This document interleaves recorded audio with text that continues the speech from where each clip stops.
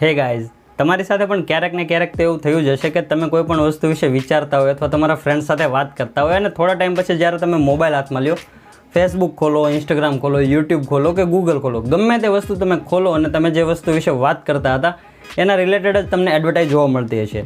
હવે ધારો કે તમે તમારા ફ્રેન્ડ સાથે કંઈક ટ્રાવેલિંગ કે ફરવા જવાની વાત કરતા હોય અને થોડા ટાઈમ પછી જ્યારે તમે મોબાઈલ યુઝ કરતા હોય ને ત્યારે તમને બધી જ ટ્રાવેલિંગની જ એડવર્ટાઇઝ આવતી હશે અથવા તો હોટેલની એડવર્ટાઇઝ આવતી હશે. એવી બધી એડવર્ટાઇઝ તમને બતાવતું હશે એટલે તમને મનમાં એવો વિચાર આવતો હશે કે અમે તો મારા ફ્રેન્ડ સાથે વાત કરતા હતા તો આ મારા મોબાઈલને કેમ ખબર પડી કે ભાઈ મારે ફરવા જવું છે એટલે ટ્રાવેલિંગની એડવર્ટાઇઝ બતાવે. તો ઘણા લોકો સાથે એવું થતું હોય છે. તો મને પણ એવું લાગતું હતું કે મારો મોબાઈલ કોઈ હેક કરેલો છે અથવા તો મારો મોબાઈલ મારી બધી વાત સાંભળે છે. તો મેં એક એક્સપેરિમેન્ટ કરેલું. હું ક્યારેય દિનપતિ કે રમી જેવી ગેમ કે કોઈ એપ્લિકેશન ડાઉનલોડ નથી કરતો, પણ એકવાર મેં ટ્રાય કરવા માટે મેં મારા ફ્રેન્ડ સાથે વાત કરી, મારો મોબાઈલ સાઈડમાં મૂકીને કે ભાઈ મારે તીનપત્તી ડાઉનલોડ કરવી છે અથવા તો રમી ડાઉનલોડ કરવી છે. અને થોડા ટાઈમ પછી સરપ્રાઇઝિંગલી મારા મોબાઈલમાં એ જ એડવર્ટાઇઝ હતી, રમીની એડવર્ટાઇઝ હતી, તીનપત્તીની એડવર્ટાઇઝ હતી. જો કે મેં ક્યારેય સર્ચ પણ નથી કરેલું, મેં ખાલી વાત કરેલી કે ભાઈ મારે આ એપ્લિકેશન ડાઉનલોડ કરવી છે.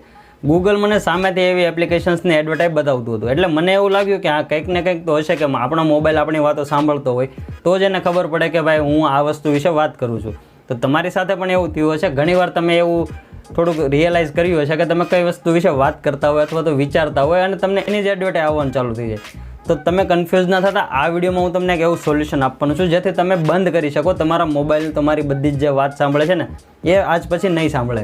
હવે એ તમારી પ્રાઇવસી માટે બહુ મોટી વસ્તુ કહેવાય. તો આ વિડીયોને ધ્યાનથી જોજો. હું તમને એક એવી ટ્રીક બતાવવાનું છું જેનાથી તમે તમારા મોબાઈલમાં જે પણ વાત કરો છો ને તમારા મોબાઈલને ખબર નહીં પડે. તો હવે તમારે સૌથી પહેલાં શું કરવાનું છે, એન્ડ્રોઈડ મોબાઈલ તમારી પાસે હશે ને તો તમારે એન્ડ્રોઈડ મોબાઈલના સેટિંગમાં જવાનું છે અને સેટિંગમાં જઈને ગૂગલનું એક ઓપ્શન આવશે.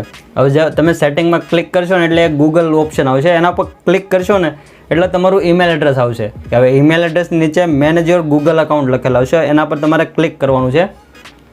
હવે જેવું તમે ક્લિક કરશો ને એટલે અહીંયા તમારું ઈમેલ એડ્રેસ અને તમારું પ્રોપર એક પ્રોફાઇલ ખુલી જશે. હવે પ્રોફાઇલ ખુલશે ને એટલે તમારે અહીંયા એક ઓપ્શન આવશે ડેટા એન્ડ પ્રાઇવસી.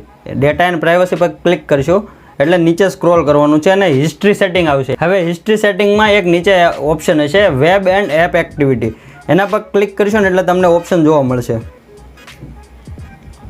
હવે તમે નીચે સ્ક્રોલ કરશો ને એટલે તમને સબ સેટિંગ નામનું એક ઓપ્શન આવશે અને એમાં 3 વસ્તુમાં એરો ક્લિક હશે.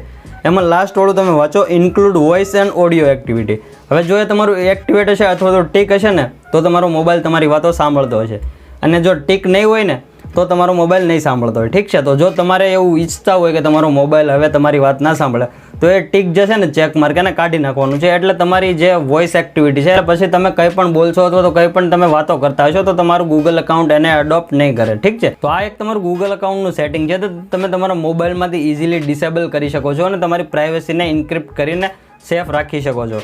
તો આઈ હોપ આ વિડીયો તમને ગમ્યો હશે અને તમારા માટે યુઝફુલ રહ્યો છે. જો તમને સારું લાગ્યું તો લાઇક કરીને ચેનલને સબસ્ક્રાઇબ જરૂરથી કરી દેજો અને આ વિડીયોને તમારા ફ્રેન્ડ્સ સાથે પણ શેર કરી દેજો જેથી એ લોકો પણ આ વસ્તુને ડિસેબલ કરી અને પોતાની પ્રાઇવસી અને સેફ્ટી વધારી શકે. Thanks for watching guys. C in the next video.